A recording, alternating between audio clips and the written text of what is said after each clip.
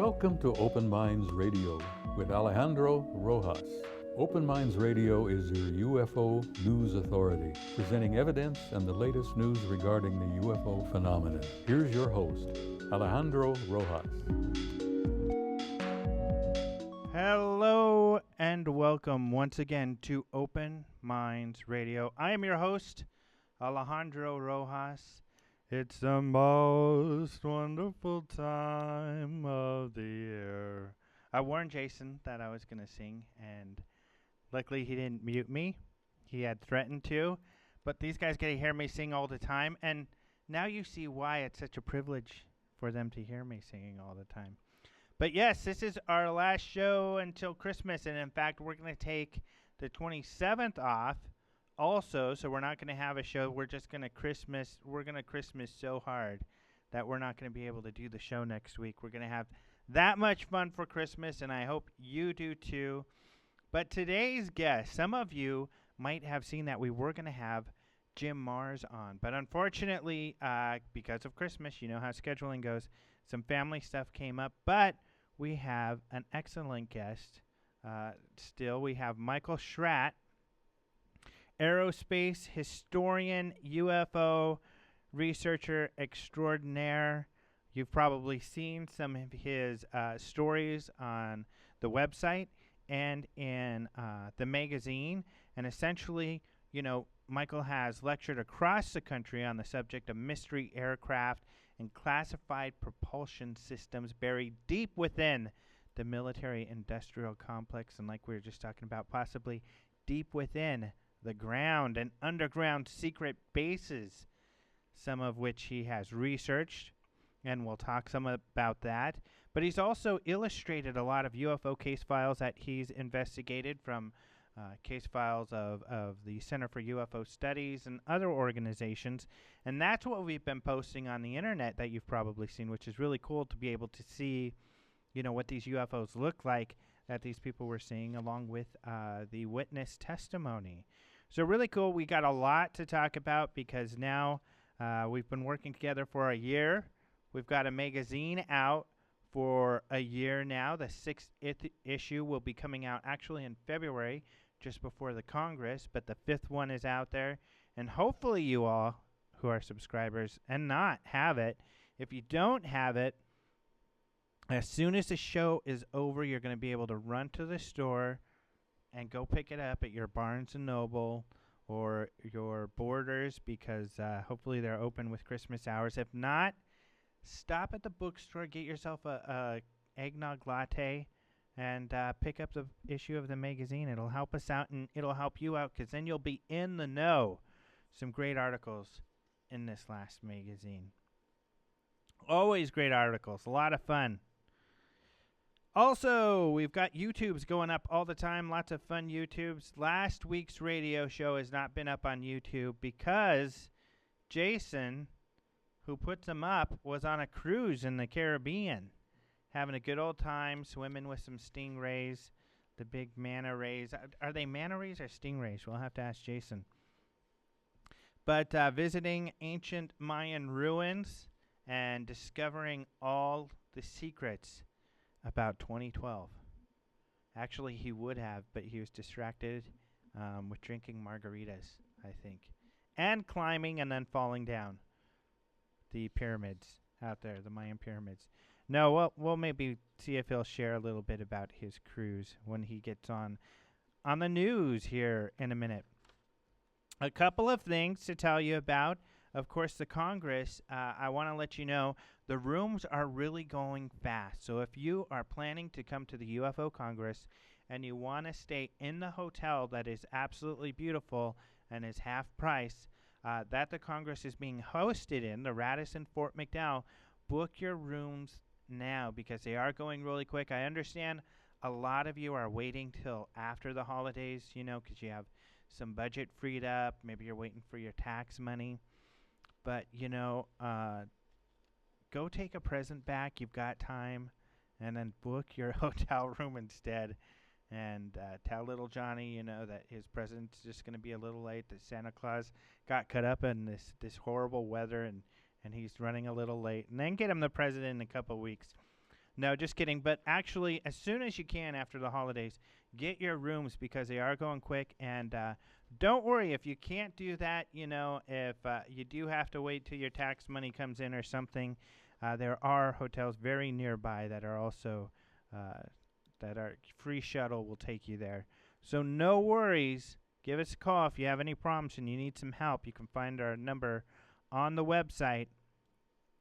But that is coming up. Get your room as soon as possible, and it's going to be terribly exciting. We have just, of course, a wonderful list of people, and I'm really excited. I mean, these names, Linda Howe, Leslie Keene, Paul Hellyer, ex-Minister of Defense. He's been on the show. All these guys have been on the show. Colonel Halt from the Rendlesham Forest, James Penniston, John Burroughs from the Jim Marsh, Stanton Friedman, the old favorite, Richard Dolan. I mean, just incredible. And I left out a host of other cool people.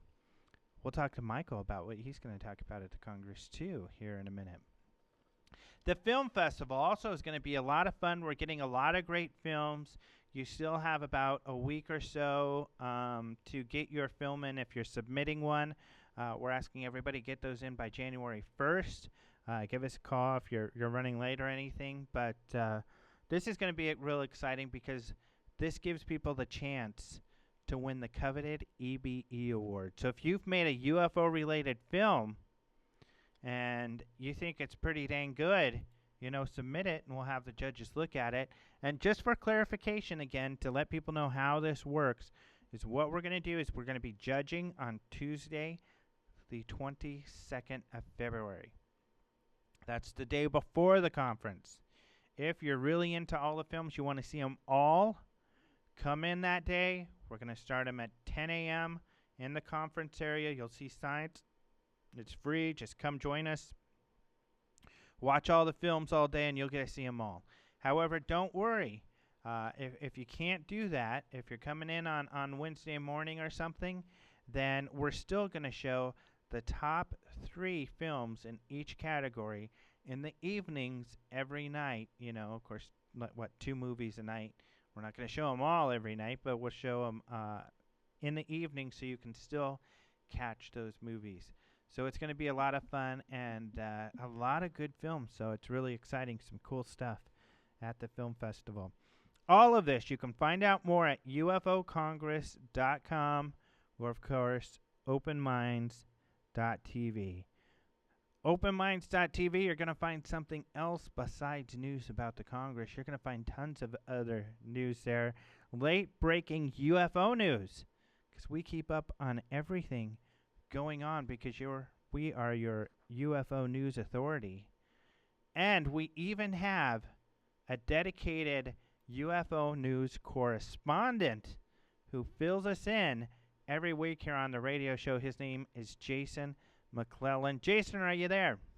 I am, Alejandro. Hello and greetings, everyone. This is your Open Minds News Brief for Monday, December 20th, 2010. This is a follow-up to a story we did last week. This was a great story. The mysterious object that were seen and captured on video by several witnesses in Santa Monica earlier this month may have been identified. A spokesperson from Red Bull says that a team of Red Bull Air Force skydivers were in the air with powerful flares at the same time the witnesses captured mysterious fireballs in the sky above Santa Monica.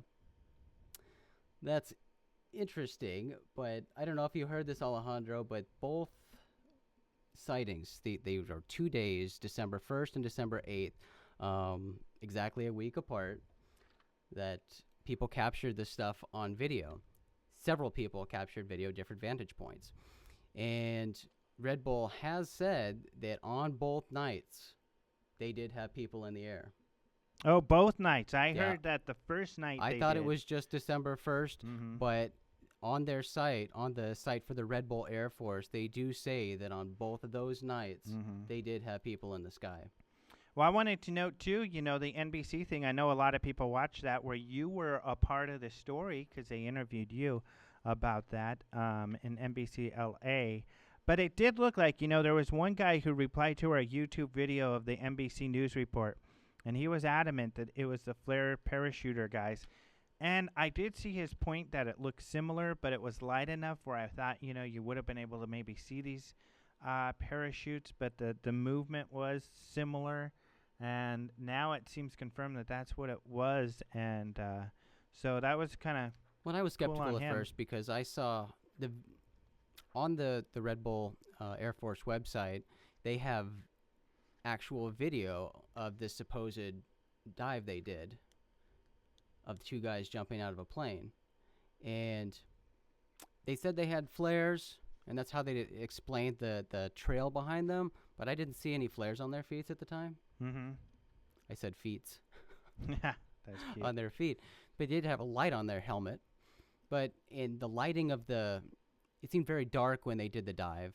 But in the video provided to us by a resident in Santa Monica, it was much lighter. But I think it's because the difference of the days. They didn't post a date on the video of the jump. But it's hard to tell.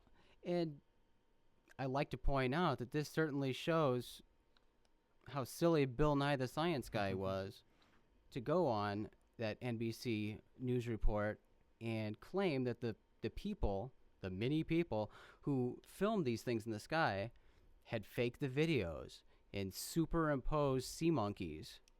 So it looked like something was in the sky. He claimed they were sea monkeys. Yeah, that was that was a shocker. Never heard that before, and surprise, surprise. Now, I thought it might turn out to be this parachute theory. Right, and there were people early on who were speculating that. Yeah, but I didn't for 1 second believe that those things were sea monkeys.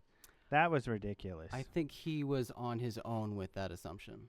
Well, it's rude. It's not looking at the facts, and it's silly. I can't believe, and the press continue to go to people like him and Magaha who offer up these just ridiculous explanations. There were dozens of videos from dozens of witnesses who all saw the same thing, had videos of the same thing. And these people were just random people. They didn't have any connection to each other. They all obviously didn't fake a video. Yeah. Kind of strange, but way to go, Bill Nye. Well, and we should say, too, I think I said something last time, can't remember, to Jeremy Corbell, the main witness. Mm-hmm. Good job for him. He really followed up. He really put all the pieces together and found all these other witnesses and witness videos, and he's really kept on top of this whole thing, and he's done a really extraordinary job as a witness to follow the story and what was going on. He really has. Jeremy did an awesome job.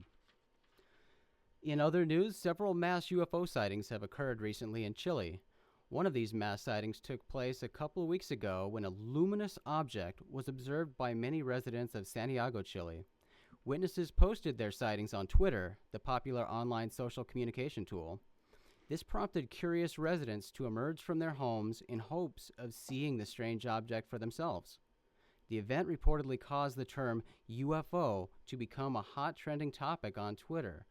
Now, this is interesting, Alejandro, because it's happening more and more lately with this social media and how we hear about UFOs.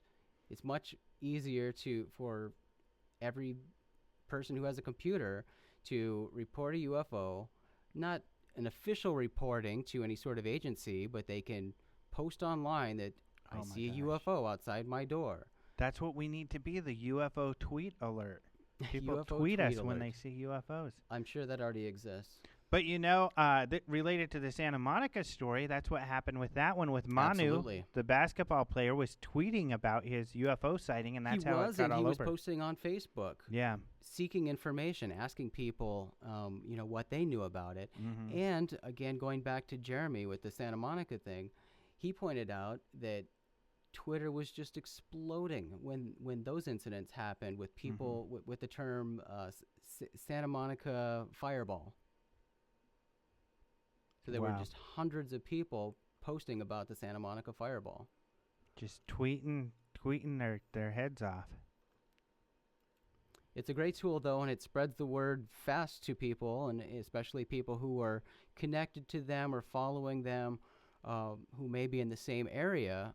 That's really cool because people can, at that moment, know there's a UFO and go out and see it for themselves. Yeah. So hopefully this encourages more people to be able to catch a UFO when it's in the sky and then maybe grab a picture or some video. I'll have to remember to tweet.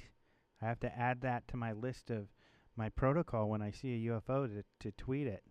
You have too much on your plate already. Yeah, I know. On to WikiLeaks. For weeks now, people all over the world have been eagerly awaiting the secret UFO information WikiLeaks founder Julian Assange alluded to in an interview earlier this month. As would be expected, lots of rumors and speculation have been swirling regarding WikiLeaks and cables containing information relating to UFOs. But an interesting claim was made in an article in the European Union Times last week. The article claimed that a Russian report was circulating, which revealed the contents of an upcoming WikiLeaks release of secret UFO cables.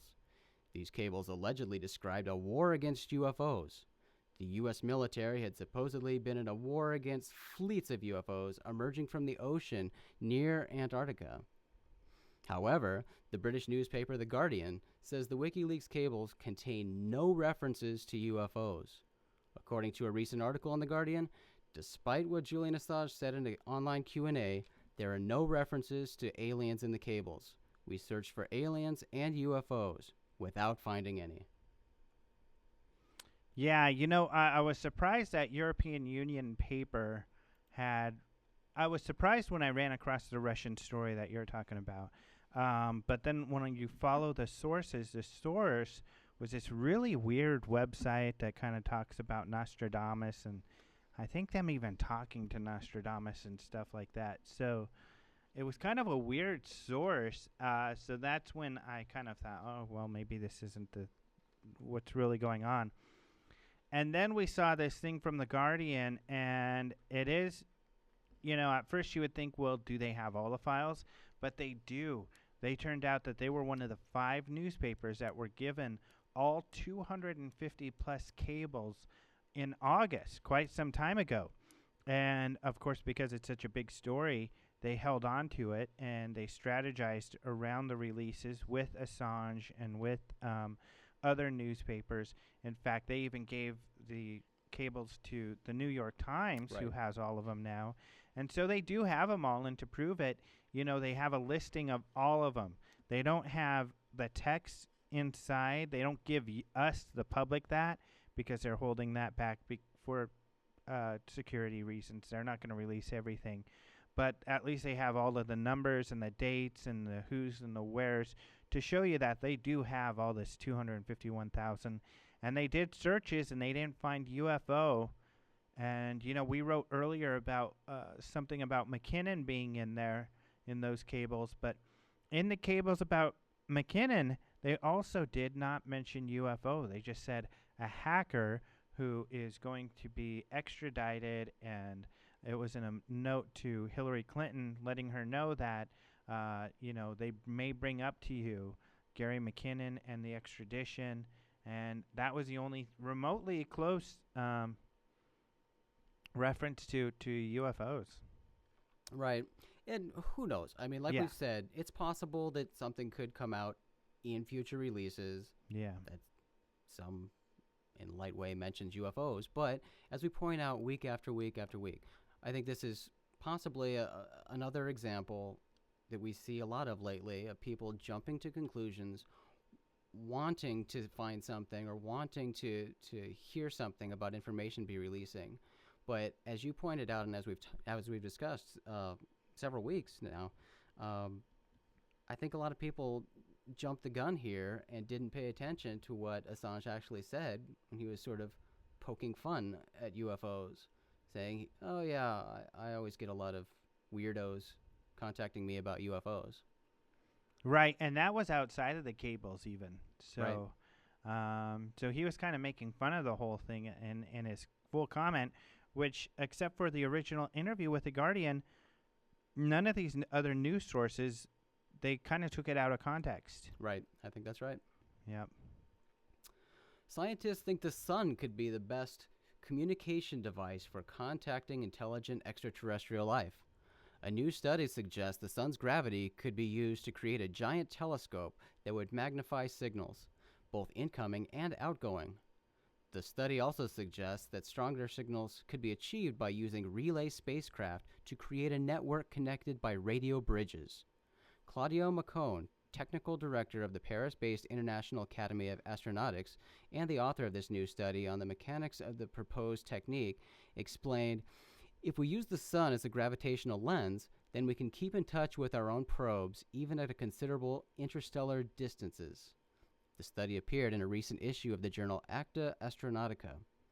Well, Alejandro, this could help SETI, possibly, and other organizations who are listening for signals in space, because using the sun and its gravitational pull could amplify those signals, and maybe we could finally hear something. Well, and what it just reminds me of, too, is this is kind of how they come up with new theories of communication or new ideas about how communication could happen, interstellar communication, and, how SETI is kind of using these set rules that could be outdated even in our standards in 20 years, 50 years. So those poor guys, I really think they ought to join our team. It's got to be frustrating, I think. Yeah. Sort of defeating, but one day they'll find something. CNN reported last week about a UFO being shot out of the sky on Thursday by the Israeli Air Force. Fighter jets were scrambled when the UFO appeared in a designated no-fly zone above the Dimona nuclear plant, and the object was shot down. According to the CNN report, the Israel Defense Forces said the UFO could have simply been a party balloon, but having found no debris, they aren't sure. Yeah, this is weird? What's that? Isn't that pretty weird? That's a wild story. I know that they shot down an unidentified object. They think it could be a balloon. But then there are also stories in the Israeli news, I guess, that there were mentioned that it was a manned balloon, or not a manned balloon, but a motorized balloon. But, what the heck would a motorized balloon be doing flying over there? And why would they go through the trouble of scrambling fighter jets to shoot down a balloon? Yeah, and the CNN story, well, because it could be surveillance or something, but the CNN story still said that they didn't know what it was because they claimed that there was no debris found. Yeah, no debris found. And I think there have to be more, probably easier ways to get a balloon down than fighter jets and missiles. But that reaction is also interesting because in the CNN article, they also say that last October, fighter planes were scrambled to intercept an ultralight aircraft that accidentally flew into the no-fly zone there. And they simply forced it to land at an airstrip. They didn't blow them out of the sky. They didn't blow it out of the sky. Yeah. And also, I don't know. It seems like they would know if a balloon's in the sky, but they don't really know what it is and they can't find it. Yeah, it seems like a really strange story. And this is, the area where they, it's kind of like Area 51. It's one of those secrets, quote unquote, where everybody knows this is where they develop nuclear weapons, although they don't officially say that. Media and everybody knows that. So it is a highly secured area. But yeah, very interesting, weird story. It is interesting, and it'll be cool if we actually hear more about it, but I doubt we will. No. Did you catch the meteor shower last week? I did see, luckily I live out in the desert, and so even on my ride home, I drive across, a reservation where it's real dark by the Estrella Mountains, real pretty. And so even on my way home, I'm watching those, got home and watched them for a little while. So some pretty cool stuff. But luckily I've get to see quite a few really neat fireballs on my way home because it's so dark out where I am in the desert. So, but that was cool. The meteor showers are always a lot of fun and capture people's imagination. There's another aerial show tonight. Be sure to check out the lunar eclipse. People in North America will have a great view of the total lunar eclipse of a full moon in their winter solstice. The moon will pass through the shadow of the Earth early tomorrow morning for those on the East Coast and shortly after midnight for those of us closer to the West Coast. This should be a particularly cool eclipse as the moon will be turning a deep reddish brown. Ooh. This eclipse will last for more than 3 hours, and thanks to the winter solstice, the moon will appear at the highest peak in the sky, which should make for great viewing. This will be the first and only total lunar eclipse of 2010, and the view of next year's lunar eclipse will not be as good for those of us in North America. And for those of you who don't want to stay up late to catch the lunar eclipse, NASA will actually be streaming the eclipse live on their website. Well, even better, hopefully, because I got that, my new cool camera, I'll be able to get some HD video of it with my telescope tonight. I hope you do. That would actually be great video. I'm going to try to do that. I'm really excited about it. We'll see what happens. And just to clarify, Alejandro, last week's show is actually posted now on our YouTube channel at youtube.com/openmindstv.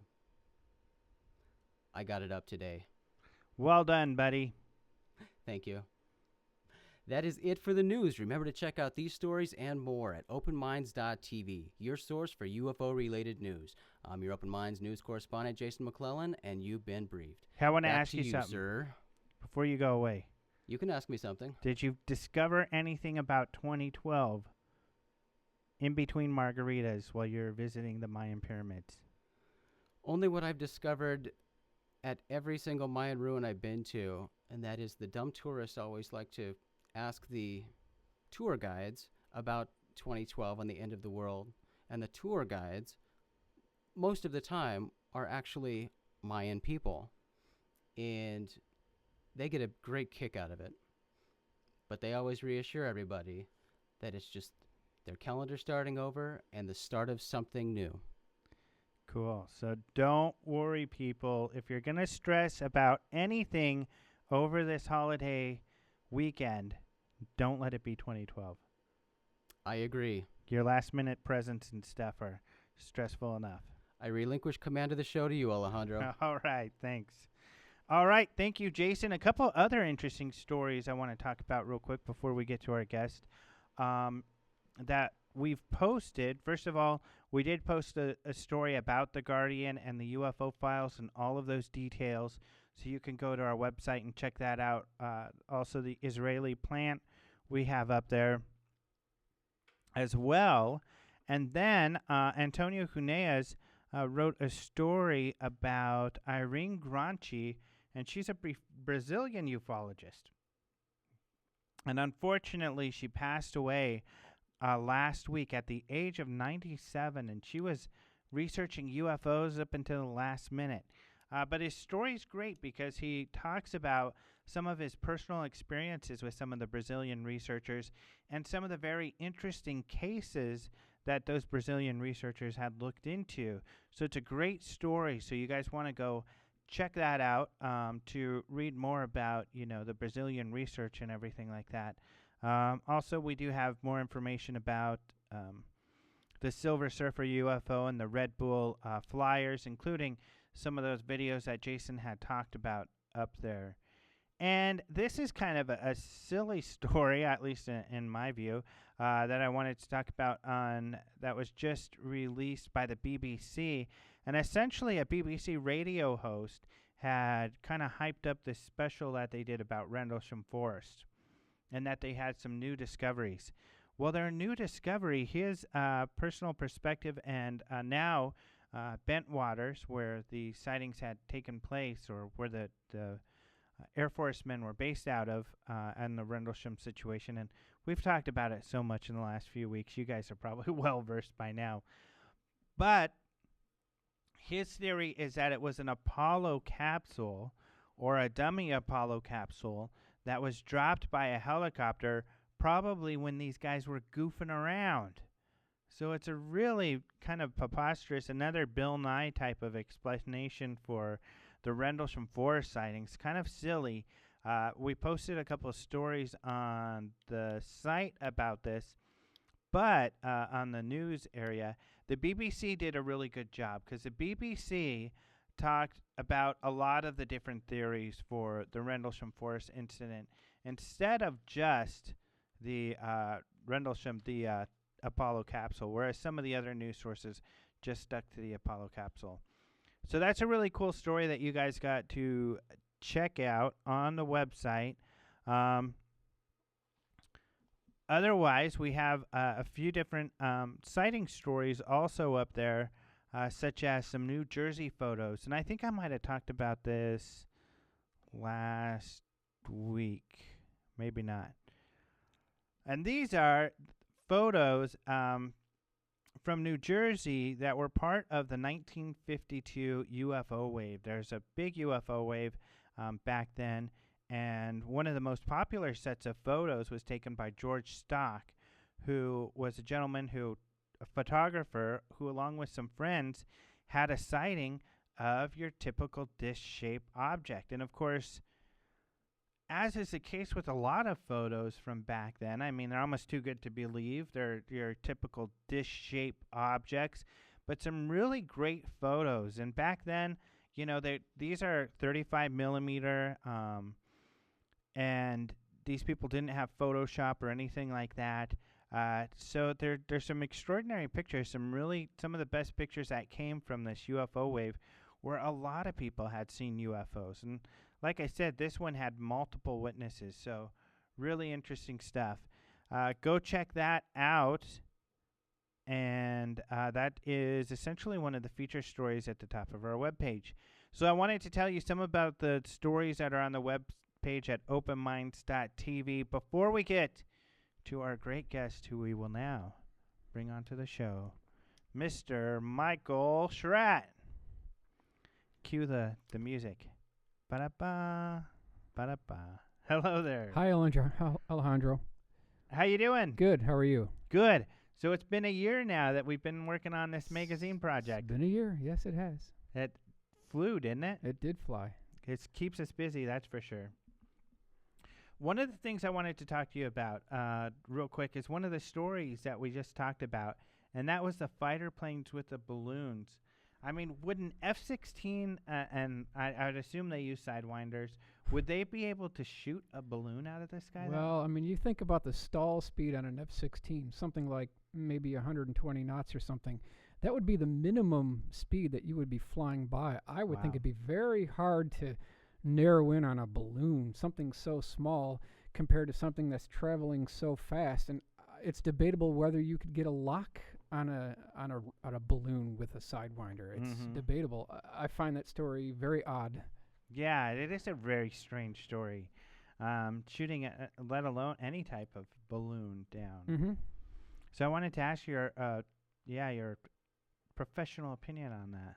And even if you did shoot it down, that would definitely go with the wind. You would have some kind of debris. Mm-hmm. Someone would see something. But it just seems very difficult for an Israeli F-16 to be shooting down a small balloon off of a party. I find that hard to believe. Right. I really do.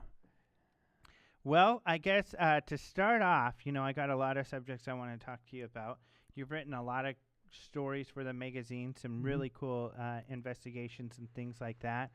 But I do want to ask the question you asked me actually a little while ago, which is maybe what was your favorite story to work on in the last year? Perhaps the recent stories about Ben Rich, also about the North Sea Aurora sighting in 1989. But I guess by and large, it's got to be Project Aquarius. I spent more time on that project than anything I've done here. So, in essence, to answer your question, yes, it would be Project Aquarius. Okay. So, and with regards to the Ben Rich and the Aurora, I guess that's always the case. I'm like that too, where kind of your favorite stories are the ones you're working on right now because you're so into them, and those are the ones you're working on. Absolutely. That'll be in our those stories aren't going to come out till April. Yeah. Isn't it funny? That's right. The stories we're working on now won't come out till then. So I'm excited about those stories too. Those are going to be great. But let's talk about Project Aquarius. Mm-hmm. Maybe describe what Project Aquarius is and where we got this information you worked on. Right. Well, primarily, this entire story comes from Dr. Dan Burish. I would just state right up front that I didn't make up any of this information. It came directly from Dr. Dan Burish. As some may be familiar, he has a degree, 1985-1986, from UNLV as a biological sciences and a psychology degree. In 1986, he was approached by members of the Spook Group to work on these different classified programs. He received his PhD from the State University of New York, Stony Brook, and from there, the story has just snowballed from there. In 1994, he was commissioned by the United States Naval Intelligence Organization to work at Area S4. So that's a brief thumbnail of how this began. Now, so that is a mouthful. I mean, that is those are some pretty hefty claims. I mean, Sure. that he was working on all of this stuff. But really, thus far, it's some of it's difficult to confirm. It is. That's true. A lot of it. Although we've met him, and my impressions were he was very intelligent. Right. I was shocked in the type of detail Mm-hmm. that he would go into things. Did you feel that way also? Absolutely. And what I'd like to do for the program, if we have time, is kind of do a virtual walkthrough of the S4 facility. We'll take it through the hangar bays. We'll talk about the clean sphere. We'll talk about the different devices that were a part of this program. Maybe we can cover some of the aircraft, classified aircraft programs that took place north of Area S4. And then if we still have time, we'll consider just a few things from Ben Rich. Okay, yeah. I have Yeah. some other questions. I guess let's get into some of the other things that I wanted to talk to you Right. about. Then we'll get into Sure. the details of this. See, we Mhm. kind of pitched it, so everybody's got to stay tuned to hear what all the S4 details you talked about. But real quick, I do want to ask a couple things. I want to ask about the bell. If you can kind of describe this. This is a German technology. Sure. Yeah, it's a very fascinating subject. I've been following it for a while. By far, the foremost premier researcher on the bell is Joseph Farrell. He's definitely the leader in the world on this. All this boils down to what happened at the close of World War II. We're talking May 1945, right in that time frame, the end of May 1945. Something happened to someone called SS General Hans Kammler, okay? Now, he kind of led a double life because in one sense, he was a genius, okay? A very good designer, but on the other side, he was responsible for the concentration camps at Treblinka, at Dachau, and, responsible for the murder of thousands and thousands of people. So it's a double-edged sword here. We're talking about a very nasty individual. However, he was also part of a program which has been confirmed called Die Glocke, or the Bell, and it received the highest security classification of the SS at the time, higher than anything else they were working on. And at the end of World War II, the Bell, the papers for the Bell, up to 60 scientists were murdered over the program, and a Junkers 6-engine long-range transport all disappeared, and so did Hans Kammler. So the question is, this is the $64 million question that historians really need to pin down. What happened to Hans Kammler? We just don't know. Mhm. There are 5 different stories of what happened to Hans Kammler. This was believed to be about 12 feet high, about 10 feet in diameter, very similar looking to what we know about the Kecksburg Acorn. They may be the same type device. This device is believed to use a cerium-525 nuclear-tipped isotope. It could be used to convert into a space-time bubble. It could be used as the ultimate weapon, so you could see why the Nazis would be working on it. And to make a long story short, at the close of World War II, it disappeared off the face of the planet. We have no idea what happened to the Bell. And this was a device that, at least at the time when they were working on it that we know of, was extremely dangerous to be around. Absolutely. Uh-huh. Absolutely. Within hours of the device being tested at an underground facility not too far from their Skoda works in Czechoslovakia, the plants turned to a rubbery black substance. It was very Wow. toxic to be around this device. Skoda works. What is Skoda stand That for? was their equivalent of their advanced design type manufacturing facility. They were working on anti-gravity propulsion systems, very high intensity cannons, weapons. All the secret technology that was procured within the SS was being developed at the Skoda works. Okay. Do you know what the Mhm. word Skoda stood for? I don't recall exactly what that means. Okay, No, but just that is the curious. terminology for it. Cool, yeah. So that was a great story. That was one of the stories you wrote about Right. in the magazine. Another one we'll get into is the Blue Room Right. and Barry Goldwater. Yeah. Barry Goldwater was a very serious ufologist. He'd been chasing this story his entire life, essentially. I'm not certain that he got much further than the rest of us, even though he may have had a higher security clearance.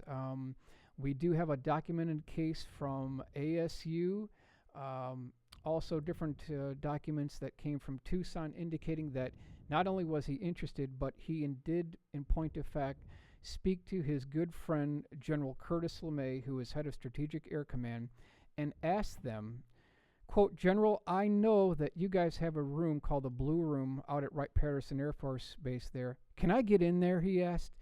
And so Curtis LeMay turned around and said, Barry, don't you ever ask me that question again, damn it, because I can't even get in there. That's the response he got. And this is the only time where the general was extremely mad at Barry Goldwater. So the point is that it's not that Barry Goldwater was denied access to the Blue Room. That's not the point. The point is that General LeMay confirmed there was such a place because he couldn't even get in there. I think that's the point that we have to consider. And he was at Wright-Patterson, LeMay. Sure, he was the father of the B-52. And just like we heard from Colonel Halt, and we've heard from, I think, even base commanders at Wright-Patterson, that there are, just because they're the base commander doesn't mean they have access to everything going on at the base. Absolutely. You have to have a need to know. That's the thing. And here's the point we have to consider, is the UFO question, the answer to the UFO question, has now come outside the government's parameter and is now a privatized proprietary program. It's not a classified program, it's a proprietary program. Because if we're to believe the stories of crash retrievals, it would be the government that came to the manufacturers, Northrop, Lockheed, Boeing, McDonnell Douglas, Aerojet. These defense contractors would have kind of a part ownership in the technology. So you can see how it's no longer a government issue, it's a proprietary manufacturing issue. Yeah, I remember the first time I had an interview with, man, I cannot remember her name right now, but she was a therapist, actually, that was on Oprah quite a few times. And she has a popular radio show. And I had mentioned about how private companies were involved. And she said, well, how could that be? And I explained, like you had done, and that they would have more of a need to know, because actually the Air Force, the Army, the Navy would all have projects with, let's say, a Lockheed Martin, whereas the Army doesn't share with the Navy, or the Navy doesn't share what they're doing with the Air Force, but Lockheed Martin and those people involved, they would have that information. Right. It's the defense contractors. Like if you try to send a FOIA request to the Air Force requesting some new secret aircraft that Lockheed has built, you're not going to get it because it's proprietary to Lockheed, and FOIAs don't cover that. FOIAs do not go under that jurisdiction. So. Which is an interesting point, something you said earlier, is that you've been able to get some of the photos and documents you've gotten, not from FOIA requests, but going directly to these contractors. Personally, I have a vendetta against the government for one quick reason, and we'll just go off on a tangent here. The A-12 Avenger II was a joint McDonnell Douglas General Dynamics program, and Dick Cheney canceled this program on January 7th, 1991 here at Aviation Week Space Technology. January 14th, 1991 reported, so you can back it up with the paperwork. The bottom line is they blew $5 billion on this program that was supposed to be this all-weather attack aircraft to replace the A-6 Intruder, and yet, Alejandro, we have nothing to show for it. We just blew $5 billion. So we should all be getting a refund check. All this talk about a stimulation package, we're not getting anything for these programs. This is a travesty. And that's $5 billion, right? $5 billion with a B, yes. Which is funny because, you know, how many people are there in the United States? It's 350 million, I think. Divide it and let's all get a check. I mean, really. I mean, that's a lot of That's a lot of dollars money per person. Remember, this is only one of hundreds of these programs. Yeah.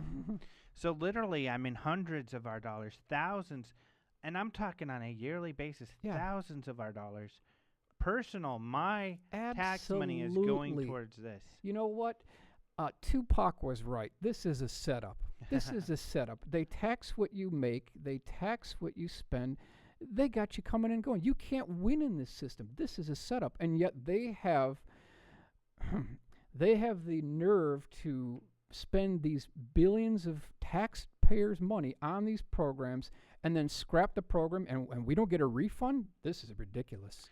Well, and it goes back to, I think, what people don't understand, and this is what frustrates me so much with this kind of brazen, out of control, personal, just, I feel, capitalistic type of environment we Right. have. Because, for instance, you're mentioning the Blue Room. And the Blue Room, it's almost as if these facilities, these government facilities, are really, the military is the custodian of these facilities that are really being used by and maybe even supervised by these private companies. Sure. So it's all private companies, Right. and we're like they're the stewards of their, the janitors taking care of their material and everything. Absolutely. You've got 3 different segments of black programs. You have a black program that is any program that has less than 5% congressional oversight. You have a deep black program, and then you have a third tier, which is called a USAP, an unacknowledged special access program. And when you're working in those programs, anything goes. You can screw up, you can botch a program, the wing might fall off, but yet when it's a black program, all that gets swept under the carpet and no one knows any better. And that could have costed $1.2 billion, and we'll never know about it. Well, what do you think is happening with all of this stuff? There's all these black projects, like this, Right. and like you said, there's a lot of these cases. Absolutely. The Aurora or others where they went deep black Mhm. in the 90s, and then Right. you hear nothing about them. But obviously, they've spent more money and more development has happened. Well, all I would say is I can guarantee you that this has nothing to do with finding bin Laden. This has Mhm. nothing to do with something like this. Is much bigger. This is a much bigger issue. Why in the world would the government be using these tunnel boring machines that have a 40-foot diameter blade to it, and they've been doing this for over 40 years? This has nothing to do with bin Laden. This is a much bigger issue. I think they know something, or they know something is coming. They're preparing for something. This is much bigger. Mm-hmm. What about all of these craft that have been developed? What do you think is it?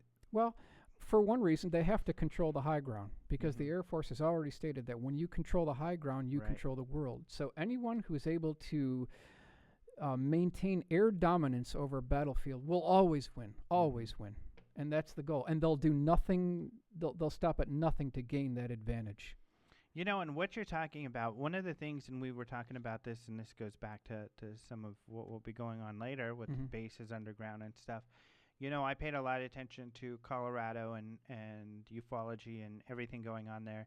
And Space Command's headquartered there, so researching a lot of Space Command. And they talk a lot about expeditionary forces into space, Right. controlling the high ground like you're talking about, but as if it's something they're doing. And then in the news, but all in a black world kind of place, then in the news we hear about this X-37, and we hear about this unmanned Space Command craft Mhm. when it's coming back. It's been up there for 7 months. We haven't heard anything about it. All of a sudden it's landing, and now we hear about it. So it shows that there's a whole program in place Sure. of these spacecraft that's already rolling without us knowing what's going on. Well, it's a laughable joke, because there are defense contractor people up at Lockheed, up at Northrop Grumman, and they're looking at us at our local air show because they have an open house at Edwards every year, and they're just laughing at us because, they're thinking that the American public is proud to see where our tax dollars are going, and we're looking at the F-15s and the new F-22, and we've got the B-2 over there, and sometimes they bring in the B-1 bomber. And, we're supposed to be impressed with this technology. That technology is so decrepit and Model T Ford type. It's really horrible. I mean, it is not representative of the true technology that we really have. And, you know, to back up your statements Mhm. is related to the story you're writing about Ben Rich right now. Right, And maybe you can right. explain who he is and a couple of things he I'm said. so glad you led into that. Ben Rich, personally, I believe, is an unsung hero in all of this. He was the president of the Skunk Works between 1975 and 1991 after Kelly Johnson retired. Ben Rich passed away in 1995. But in 1992 and 1993, this is a historical fact, he gave a number of slide presentations around the country. One was at Wright-Patterson Air Force Base, the Air Force Museum in Dayton, Ohio. This is dated September 22nd, 1992. Now, if you doubt me on this, I would just recommend that any listeners would please go to the education department and get the videotape for yourself, so you can. It's available. He also That's really cool. You can download this talk and watch it. you can request it from them. Oh, they okay. will allow you to get a VHS tape of it. I think somebody has it loaded. I may be wrong. I thought I heard someone had posted it. Another one was at the UCLA Alumni Club engineering speech of 3/23/93. So I'm backing up my sources. We have two people who were there. Author Tom Keller was there personally, and so was Jan Harzan. He's Orange County MUFON director. So we have two people who were there personally in the flesh that can confirm that Ben Rich did make these statements. So I'll just switch gears here really quickly. Just before he passed away, he told Jim Goodall, who's another aviation researcher, this is at the hospital on January 5th, 1995, 1 week before he passed away. He said, Jim, quote, Jim, we have things out in the desert that are 50 years beyond what you could possibly comprehend. If you've seen it on Star Wars or Star Trek, we've been there, done that, or decided it wasn't worth the effort. Coming from the head of Lockheed Skunk Works. Now, I find that amazing. Yeah, and in the desert, when he says in the desert, where do you think he was talking about? There is only one place, Groom Lake. Of course, Groom Lake. Now, here's something very interesting. Also known as Area 51. Absolutely, the remote test site in Nevada. Now, here's another quote from Ben Rich, and this is a very interesting quote. Relatively new, and please confer with Antonio with this because he did the translation. This was published in a 1993 issue of Olfney World Almanac. Okay, so that's the reference for this. This is a telephone conversation between Harry Lebelson, who has passed away, a researcher, and John Andrews, who's also passed away. Mr. Andrews was the senior project design engineer at Testel's Model Corporation in San Diego, and this took place in 91. And here's what he said. This is John Andrews talking to Ben Rich, and here's Ben Rich's reply. Quote, if I had used that word, snowbird, I would be in jail. Okay? Now, ufologists will recall that Project Snowbird was an alleged government program to build man-made flying saucers using off-the-shelf components which mimic the form, function, and fit of extraterrestrial origin points, okay? And that's based off of Project Red Light, which is the project to use American test pilots to fly extraterrestrial vehicles. Here we have the head of Lockheed Skunk Works essentially confirming that Project Snowbird is a real program. So that's another bombshell comment. Yeah, some amazing statements, and we had Keller on the show who was there, and he talked about some of these, and he just seemed to be. He talked about Ben Rich kind of being a maverick, absolutely, doing his own thing, and how he really was not into the secrecy. Absolutely, Ben was trying to get these programs out to the public. When the Air Force released a very degraded photograph of the F-117. This is November the 10th of 1988. Ben Rich wanted that program declassified prior to that so that the engineers who worked on the stealth program could get the credit they deserved, you know. He also stated, we did the F-104, the C-130, the U-2, the SR-71, and the F-117, and many other programs that I can't talk about. We are still working very hard. I just can't tell you what we're doing. So, again, the Skunk Works has been building incredible technology that, according to Ben Rich, is 50 years beyond what we could possibly even dream of. I think the big concern that people should have around this is that we have, it hasn't happened in a while, but we've got problems with the shuttle. I mean, they keep delaying the launch. They're testing leaks and all of this stuff. We have lost astronauts. And this archaic technology, when there is better technology, safer technology out there. You know what? You're so right, because it is a travesty against the American taxpayer and the astronaut safety who fly that obsolete garbage truck. I mean, you've got this huge external tank. You've got liquid fuel inside. You've got the 2 solid rocket boosters. Then you've got hoses and clamps and connecting points and multiple single point failures. It's such an obsolete way to get to space. Liquid rockets are a thing of the past.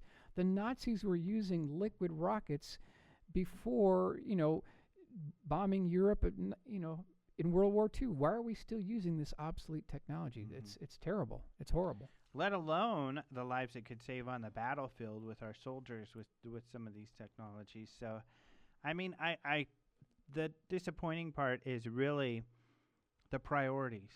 These people's priorities are not our priorities. No. They're not our interests or the interests of the country or the nation. And I think that's evident with these technologies obviously existing, but not being utilized to protect Americans or American interests or these astronauts.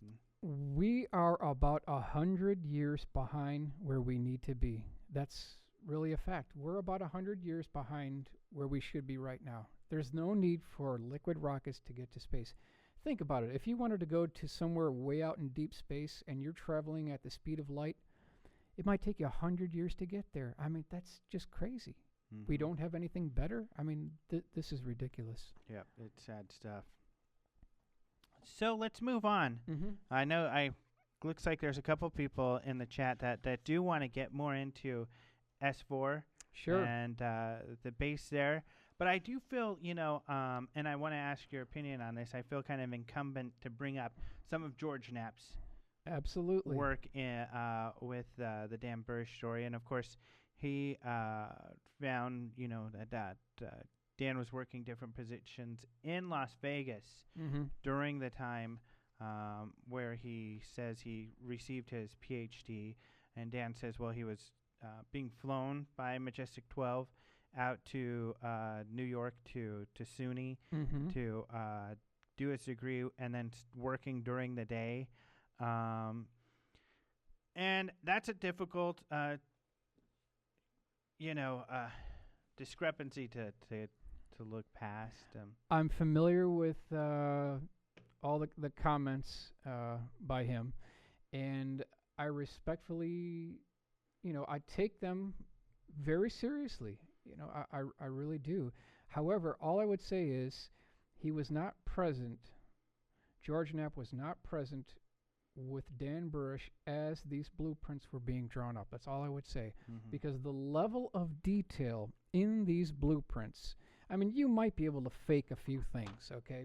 You could, maybe some of the layouts were just, they were just faked here and there. But when you start getting into the biological labs and you start breaking down the cyclotron machines or something in here, and the way the test tubes were held, and the refrigerators, and the way that you put your hands on the desks, and there's a designated place for you to do that, and the weighing scales. And this, to me personally, talks about someone who was there and is speaking from experience. That's the impression I got from it.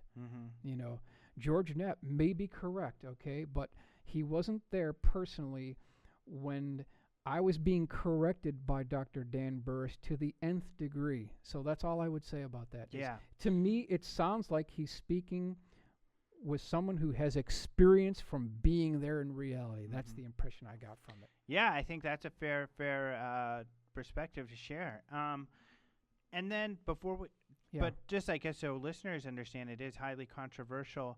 But I also wanted to ask you recently.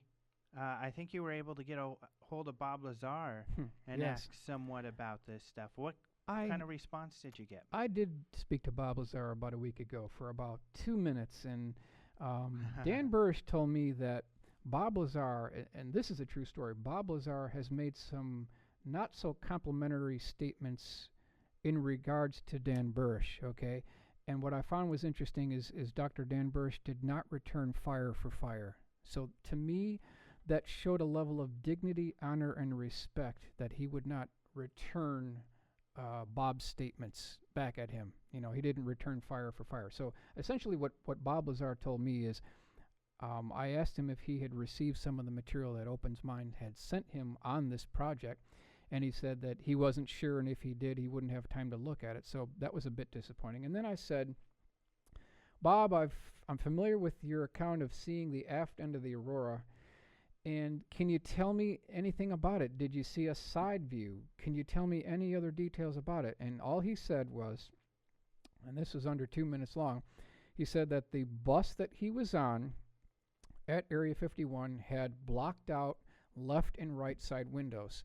And the only way you could see is through the front forward windshield. And so somehow it was lined up with the aft end of this large Copper Canyon Aurora type vehicle that might have been a Mach 10 aircraft, and he said it had 2 vertical tails on the backside, and that's all he would confirm. He couldn't say anything else about a side view. I asked for any other details. He said, nope, that's it. I could only see out the front windshield, and so that's all he told me. And that's all I was able to confirm. Now, I would love to have bounced the Project Aquarius stuff off him and see if he could confirm some of these details, but yet he's too busy, or he hasn't seen it, or he won't comment on it. We just don't know. So that's where it stands right now. Okay.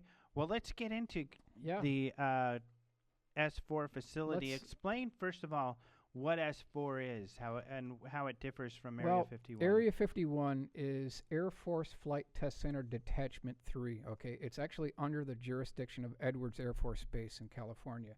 Now, if you go about 12 miles south of Area 51, you'll come up to this place called Area S4, okay? And the way you get to S4 is very interesting. And we do have some confirmation from Bob on this.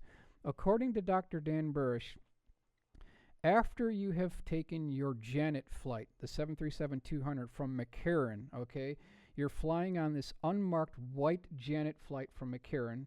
It has a red stripe down the side of it on both sides. And he said some very curious things. On the way to Area 51, piped through the PA system is a very interesting tune from Neil Diamond. Do you know what that tune is, Alejandro? You told me, but I forgot. It's Coming to America. Oh, that's okay. right. Now, why in the world would they be playing that on a Janet flight to Area 51? Well, if you think about it, the whole theme of Coming to America from Neil Diamond is that immigrants are coming to America to make a better life for themselves. That's what this whole thing is about. However, if you interpret the secret encrypted symbolic message that's taking place with this song and you portray it to what's going on at Area S4, so when you talk about coming to America, they're talking about extraterrestrials coming to America, specifically S4. And I asked Dan Burish about that. He said, yes, that's the correct interpretation. So there's some symbology going on here. Now, the other thing is, as soon as you're getting ready to land, on approach to landing at the test site, there's a call from ATC at Dreamland, and it's called Pyramid, Pyramid, Pyramid. That is believed to be the ATC clearance to land at Area 51. So those are the 2 points. Once you land there, according to Dan Burish, you are taken to Area S4 via Air Force Blue Bus, which we have a picture here, and it's all on the website, PDF file. Everyone can see this for themselves. Or you're flown via Black Hawk helicopter. And then the other thing, which I thought was very strange, is the doctor said that in some instances you may be flown to Area S4 via Soviet Hind gunship attack helicopter, of all things. Can you believe that? Yeah, that's pretty strange. That's crazy. There might be 2 of those in the world in operation. So, I reported it as Dan had said. So when you get to the site, there's an unmarked helicopter landing pad, and there's an interesting thing here. There are 2 parallel red and 2 parallel blue lines going to the entrance to the S4 facility, and you are told to stay within those blue lines. If you break the perimeter of the red lines, you will be dead. You will be shot on sight. And so, gentlemen, you'll be shot if you go beyond those red lines. I thought it just shows you how strict security measures are at this facility. Makes sense, because Yeah. anybody strays. So now we're walking into the facility. We've opened up the door. We're going inside the facility now. There is a badging system that takes place. I don't know if we'll have time to go through all that, but to make this very quickly here, when you're walking down the hallway to this S4 facility, on the left you will immediately have an avionics lab. Just beyond that, there's a propulsion systems research lab. There is a restroom and a briefing room on the right side. As you're further going down the hallway, to the left are the hangar bays. There's 9 hangar bays, okay? The first craft in the first hangar bay was Bob Lazar's sport model, okay? That was a P-45 J-Rod craft. The second hangar bay, 2, is believed to be an identical P-45 J-Rod craft, or possibly an ARV, an alien reproduction vehicle. So those are the 2 things that you'll see walking down this hallway. Hangar number 3 was a P-24 Roswell craft. This is interesting. I think Donald Schmidt and Tom Curry should clue in on this. This is new information about Roswell. The Roswell craft was a P-24, and it looked like, believe it or not, and this is coming from Dan Burisch and Phil Schneider, both confirming this, that the exterior configuration of the F-22, however crazy this might sound, was patterned after the Roswell craft. This is coming directly from Dan Burisch, because if you take the F-22, a top view looking down, and you draw a spline curve, and Dan did this with me. He said, remember back in kindergarten when you played Connect the Dots? Well, if you draw a point on all the major points of the exterior sector around the F-22, you'll have the P-24 Roswell craft. It was covered by a tarp. That designation P-24, where does that come That from? means 24,000 years into our future, okay? So when you talk about J-Rod, and this is something we need to discuss here, there's a big difference between an extraterrestrial and an alien. A lot of people think it's the same thing. It's not. An extraterrestrial shares our same human lineage or DNA makeup. An alien does not share our human lineage, so that's the difference. And the term J-Rod, in its simplest terms, the word J-Rod means 15, okay? It's because that he came from 15 light years from Earth. That was his star system. And the term J was the keyboard significance that you see on a J. It's the 10th letter in our alphabet. And the dash, or the bar, is indicative of the Mayan glyphs for the number 5. So you take 10 and 5, you get 15. That's where J-Rod came from. I see. And J-Rod was an extraterrestrial from the future. He was a P-45 extraterrestrial that came back in time via the 1953 crash at Kingman, Arizona, because they were suffering a genetic neuropathy defect in hopes that they could cure it in our time, so that when we evolve 45,000 years into our future, we wouldn't have that defect. That's why he came here. 45,000 years. 45,000, yeah. So as we get older, we lose our hair, we lose our teeth, and we start shriveling up and we die. And that's exactly what the P-45 J-Rod looked like. He was somewhat shriveled up. He was hunched over. He had very little hair, if any. He had almost like no teeth at all. And it's just exactly what we're evolving into. And so that was why he came back, in hopes that we would cure this disease so that we'd have a brighter future. That was why they were here. So there's a lot of space-time type of questions and everything. This is a huge story. But at least in order to move on with the facility, right? I think, unfortunately, I know you guys are probably dying with these same kind of questions, going to move on to some of the other craft. Let's do that. Hangar 5, believe it or not. Well, Hangar 4 was a P-52 Orion craft. Hangar 5 was empty. Orion meaning from some civilization? From the Orion star system. Okay. Yeah, the Orion constellation. Hangar 5 was an empty hangar. Now remember, there are tracks that these craft can be rolled out on. That's how they get them out of these hangar bays.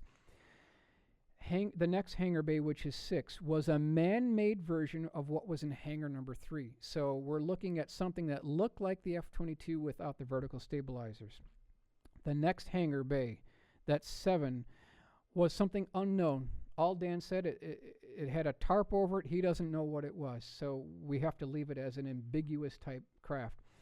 Hangar Bay 8, he said that if there was anything alien in the entire facility, it was what was in Hangar Bay 8. He called it a black isosceles triangle that had a liquid mercury shimmering texture to it, and he said that it looked like you could fall into it. Those were his words. Very unusual looking craft, and he said that if there's anything alien, it was in that hangar bay. Hangar Bay 9, Alejandro, was empty, just like Hangar Bay 5. So that's a breakdown of the hangar bays. Now, are these the same bays that Bob Lazar said he had seen? These are the same bays that Bob Lazar were working at. But remember, Bob Lazar never got anywhere beyond that, okay? And keep in mind, too, that there's a catwalk above these hangar bays that you can walk down the length of, which Dan Burish did, and looking off to the side, you could see a few more details. As far as we know, Bob Lazar never got that vantage point. He never got beyond Bay 1. So what he was seeing here may have been different, because Bob Lazar describes different craft. He was there 88, 89. Dan Burish was there years later in 1994. So there you can see how there's a different times we're talking about here. Okay, and this is all like first layer. Now, right. Just like with these different bays, Bob Lazar only saw, if you believe his story, some people don't, the first bay, and was only able to work in a certain area because he only had certain clearance. Right. And with things being so compartmentalized, Exactly. you only have certain access. It seems like Burish says he had access to everything. Well, he certainly had more access than Bob did, because Dan Burish describes there being 5 levels at Area S4. Now, Bob Lazar never said anything about there being other levels. And this breaks down to level 4-1, 4-2, -3, -4, and -5. Now, Bob Lazar never said anything about that. We know that there were multiple programs going on at this facility. We've got Project Aquarius. That is an umbrella term for mankind's interaction with extraterrestrials. That's just an umbrella term. Under that, you have Project Galileo. That's the project that Bob Lazar was working on, reverse engineering the propulsion systems of extraterrestrial vehicles. That was that. Project Sidekick is the weapons system associated with those vehicles, which Dan Burish will not discuss because it deals with national security, so he won't talk about that. And then we have Project Looking Glass, which dealt with an artificially induced time distortion. Those are the essential programs that were going on at S4. And meaning that the Looking Glass was the time machine projects. Essentially, yes. We can talk about that when we get down to 4-2. But just to finish up with 4-1, remember, there was another gentleman who also talked about Area S4. He was working on the simulators. Okay, do you recall who that was? He was working on the simulators at Area S4. He gave a number of lectures at the International Congress. Anyway, it slips my mind as well, but he was working on the simulator. Bill Uhouse. There is something called level 4-1B. Okay, it is a subset of level 4-1. It's not really a second level. It's just a sub-level. And there's a dolly that these craft can be tilted on to confirm the propulsion systems. And there's diagnostic cables that go back to a computer system that records all this. So it's important to remember that there is a diagnostic 4-1B associated with level 1. Now, just to wrap up the first level, there's a cafeteria here. There is a files department here. There's something called the training update tapes. That's something we need to get to. If we can ever get into Area S4, it's the training update tapes that we need to get. Videotapes of how you interact with these extraterrestrials. Oh, okay. It's incredible. Just that incredible. Would be interesting. I was going to say training update tapes. That sounds pretty Yeah, You know, it's called. that sounds pretty boring compared to getting one of these UFO spacecraft. Yeah, they call them the King Tuts. Oh, TUT, wow. training update tape. Very interesting. That's where I want to go. I would really like to get into this facility, go through all the files, and be the curator of the photo vault here. That's what I want to do. Anyway, now, interesting that Dan Burish said that when you're in the cafeteria, they designate the people who work on the specific program. So you've got Galileo, you've got Sidekick, you've got Project Aquarius, you've got Looking Glass, and they all sit in their designated area. Red is for Project Galileo. Black is for weapons research. Orange is for Project Looking Glass, and blue is for Project Aquarius. So again, we see this compartmentalization, segregation throughout the entire facility. Can they just converse with the people at the other tables? Or did he say? I just don't know. Okay. I just don't know. I would think that you can't carry on this big conversation with someone who's working on Sidekick if you're working on. No, I don't think it goes like that. So let's drop down to 4-2 called Alice's Floor, because not only are we no longer in Kansas anymore, we're talking about a whole different level of a dream world here. That's why they called it Alice's Floor. And Dan Burr specifically stated that if there's any piece of nostalgia, and I hope that anyone who's working at Area S4 and all the people who are working at the test site realize that the one piece of nostalgia that we would like a photograph of, or maybe you can donate the real one, is that there's a statue in the entrance of the level 4-2 facility called Alice's Floor. There's a statue of an Alice in Wonderland rabbit there, and he's dressed in a maroon red overcoat with golden fringes, and he has these buttons on, and he's carrying a clock or a watch. And this is indicative that we're going into a dream world, because we're talking about the Looking Glass device. That's what the symbology here is. Gotcha. Which makes sense with Looking Glass, which is also a reference to Correct. So Alice in Wonderland. now what we're doing here in 4-2, 4-2 not only held the primary Looking Glass device, but there were two secondary devices, and Project Sidekick was also located here as well. Now, I asked Dan Burish specific details about Project Sidekick, and he will not go down that road. So I didn't pursue it because it was clear he didn't want to talk about it. But in essence, when you have Project Looking Glass, you're talking about a device that it's a ring-shaped device. There's an argon gas cylinder in the middle of this device, believed to be attached to an armature that has 3-axis motion, okay? And this whole thing is spun, and there's these electromagnetic field lines that are forming above this Looking Glass device. And if you can think back to going to a carnival, you have a cotton candy machine, and there's these wire spires that form the cotton candy. I don't know if you recall that, but that's in essence what this thing is doing here. And when they pump this argon gas into the cylinder, what it does is it can set up a field where you can see the probability of future events, okay? And that's the Project Looking Glass device. Now, there's a problem here. I want to repeat this. There's a significant problem called the doctrine of convergent timeline paradox. I was going to say that. Yes. It goes back to the Future 2, okay? When you look into the future, you can look into the future. Okay, that's fine. But when you act upon anything in the future, if you look, see, touch, feel, or smell, or act upon anything that you see when you activate one of these Looking Glass devices, you are no longer on timeline 1. You are now on timeline 2, because you've effectively changed your timeline.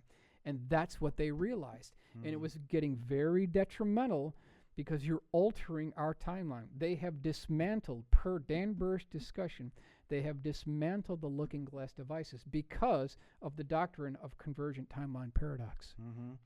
Which would mean they this is your point, like on a tree branch, where lots of branches would branch off, because you're creating these other timelines.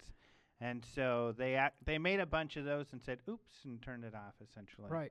Now, here's the big question. Where did they get this technology? How did they access this? Well, The government, according to Dan Burish, the government figured out how to access naturally occurring stargates, okay, from the cuneiform cylinder seals that we have recovered, perhaps at the Baghdad Museum. That might be one reason why we raided the Baghdad Museum, because of these things. But obviously, they knew about it before then. So that's how we were able to access, amplify, and get this technology from the Sumerians. So very interesting.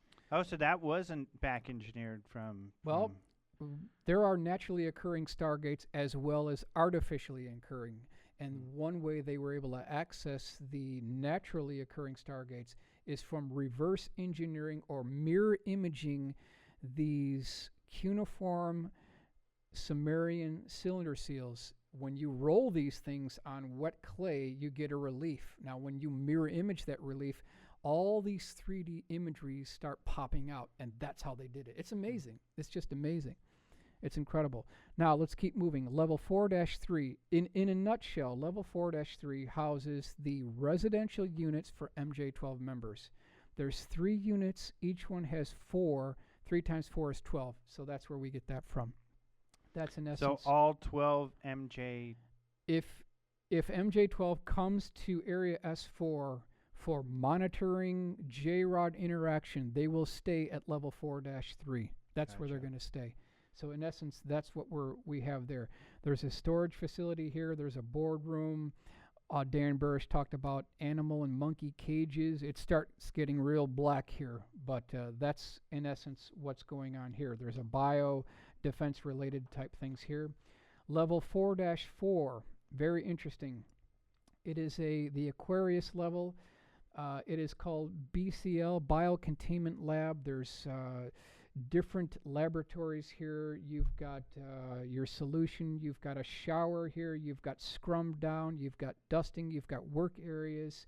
You've got the badging system where you trade your badge for a blue-colored badge here. It's a very interesting badging process that takes place. For security? For security, absolutely.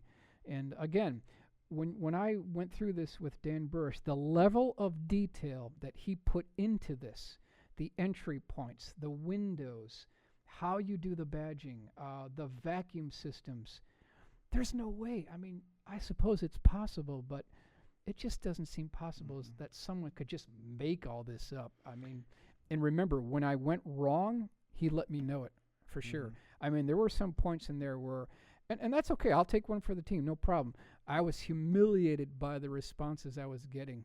But it's okay. It was my mistake. I corrected it. It's in the PDF file. We moved on. It's fine. So it's important to document the mistakes as well as the successes. Okay, so we've covered that. 4-5. This is one of my favorite floors. This is the floor that Dan had his interaction with the J-Rod.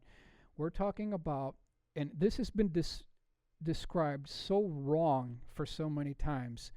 And between Marcy and Dan Burish, they finally were able to get this documented properly. And then I finally drew this up, and then we had all this made up in 3D. In essence, level 4-5 is a large square room with a scissor lift below it. Okay, most people know what a scissor lift. When you go out to LAX or you go out to O'Hare, you'll see a truck come by, and it'll have all the meals on it. Okay, right. You know, like for rich people or something. Well, you've got this scissor lift device, and they're putting, you know, candies and coffee in it. You've got the scissor lift device, and that was what was on the lower level of this 4-5. So this scissor lift device lifts up something called the clean sphere. The clean sphere is approximately 52 feet in diameter. It's about 2 inches thick. It is a clear polyurethane transparent dome. It's a half of a circle. So take an orange and cut it in half, and you've got the clean sphere. There's a grid system below the clean sphere which the J-Rod stands on. Okay, and so that's what the layout of this is. So he's kept inside of this dome. He's kept inside this pressure-induced clean sphere that has a very interesting pressure system that he has to survive in. And it's an oppressive society. They made fun of the J-Rod there. They didn't give him any clothes. The lighting was impeccable in the 4-5 facility. Throughout level 4-1 and down, it was kind of like gymnasium lighting. But Dan Burish said that the lighting for 4-5 was nothing less than impeccable. Okay. In order for to keep him alive, or in for order surveillance? in order for Dan Burish to do the tissue samples, because he took over 200 tissue samples from the J-Rod, that through the microbiological research that he was doing, and those who were working with Project Aquarius, they were trying to find the cure for the neuropathy, and that's what the samples were for. Mm-hmm. And that was the pressure-induced needle system. That's an acronym for the PINS device. So that's in essence what they were doing there. And this clean sphere device was a key element in this entire facility. Wow. Definitely. And so, there's a whole protocol that you follow to get into the clean sphere. He had to be immersed in a liquid that would kill any germs totally. And everything was completely clean. He was in a test suit, a total encapsulated suit. So everything was handled very carefully. We're running low on time, so you Yep. probably have time for maybe one more major point if you have one on there. Okay, sure. Again, we mentioned that this took place from the 1953 crash at Kingman, Arizona. And to kind of wrap things up, what happened to the J-Rod is, in 2003, Dan Burish was at Abydos, Egypt, which is a temple down the Nile River, and J-Rod was put in something called the buggy, okay? And by that time, Dan Burish and the J-Rod, who was called Kayla, they developed a friendship, okay? Non-communication. It was all, through telepathy. They developed a friendship. And J-Rod was very upset that he couldn't see his family back at his home. So, being a gentleman with dignity and honor, and Dan Burish took a serious risk. He pushed the buggy device into this Stargate, and he sent J-Rod home, and so he went home.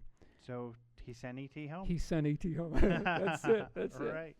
All right, great. And, I want to tell people that you've heard Michael. If you saw him on the video, you saw him flipping through some papers, or if you are listening, you heard it, because he has put together these really wonderful illustrations, incredibly detailed, very professional, because he's a draftsman, so that's what Michael does, that you can download in this PDF that he's been referring to. Just go to our website, in the search, put Dan Burish, and you can download this PDF for free. Absolutely.